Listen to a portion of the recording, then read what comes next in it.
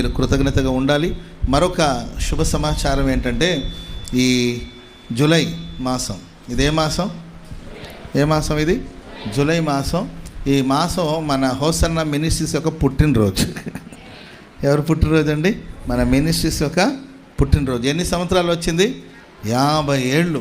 49 సంవత్సరాలు పూర్తి చేసుకుని 50 సంవత్సరాల్లో మనం ప్రవేశించాం. కనుక ఈ సంవత్సరం అంతా మనం ప్రభు చేసిన మేళ్ళన్నీ తలంచుకొని మన సంస్థ వివరాలు, విషయాలు, చెన్నై నగరం అనేది, చెన్నైలో సేవ అనేది ఈనాటి సేవ కాదు ఏంటండి, చాలా సుదీర్ఘకాలం నుండి ఈ పరిసర ప్రాంతాల్లో సేవ జరుగుతుంది. కనుక సంస్థ ఎలా పుట్టిందో, సంస్థ యొక్క విధానాలు ఏంటో అవన్నీ కూడా మీకు హోసన్నా మినిస్ట్రీస్ యొక్క విధానాలు, పద్ధతులు, క్రమశిక్షణ, హోసన్నా మినిస్ట్రీస్ కష్టాలు, హోసన్నా సేవకుల యొక్క శ్రమ, వాళ్ళ బాధలు, వాళ్ళ కన్నీళ్ళు, వాళ్ళ ఆకలి దప్పిక, వాళ్ళ పోరాటము, వాళ్ళ శ్రమలు, వాళ్ళ కన్నీళ్ళు అన్నీ ఈ చెన్నై సిటీలో ఉన్న వాళ్ళకి, ఈ సంఘాలన్నీ కూడా మన బ్రాంచ్ సంఘాలు ఆల్మోస్ట్ వాళ్ళందరికీ తెలుసు.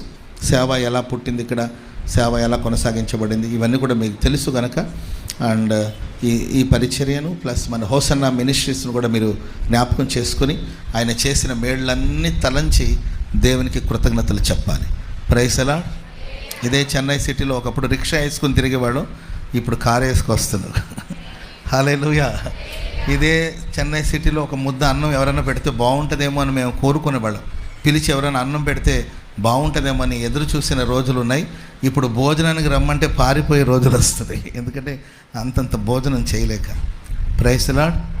సో కాబట్టి ఎన్నో శ్రమల్లో, ఆపదలు ఇక్కడ కూడా పరిచర్య ప్రారంభించబడి ఈరోజు ఎంతో మహిమగా జరుగుతూ ఉండడం వల్ల కృతజ్ఞతగా ఉండండి. మరి ముఖ్యంగా మౌంట్లో, ఈ థామస్ మౌంట్లో ఈ చర్చి నిర్మాణం కొరకు చాలా చాలా కష్టాలు, దైవ సేవకులు, ఇక్కడ స్థానికంగా సేవ చేసిన వాళ్ళు, ఇప్పుడు సేవ చేసిన వాళ్ళు, ఇంతకుముందు సేవ చేసిన వాళ్ళు కావచ్చు, మందిరాలు నిర్మించిన సేవకులు కావచ్చు, అందరూ కూడా ఎంతో కృషి చేశారు, పోరాడారు, ప్రార్థన చేశారు, కన్నీళ్లు విడిచారు, చాలా ఇరుకులో చాలా చాలా ఇబ్బందులు ఎదుర్కొన్నారు.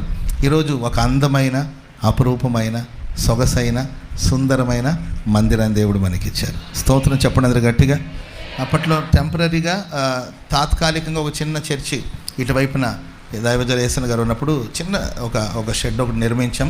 ఆ తర్వాత దేవుడి రోజు ఇంత అద్భుతమైన, అపురూపమైన, కన్నుల పండగగా, కట్టడాలే మహిమగా ఉండడం కాకుండా మా ఆలయం కూడా మహిమగా ప్రభు మార్చి ఆశీర్వాదకరంగా ప్రభు నడిపిస్తున్నారు.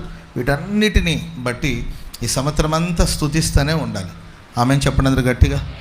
ఈ సంవత్సరం అంతా స్తుతిస్తూనే ఉండండి.